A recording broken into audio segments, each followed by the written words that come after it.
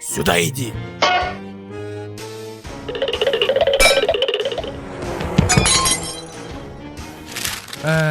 Ну и как же мне ответить на это?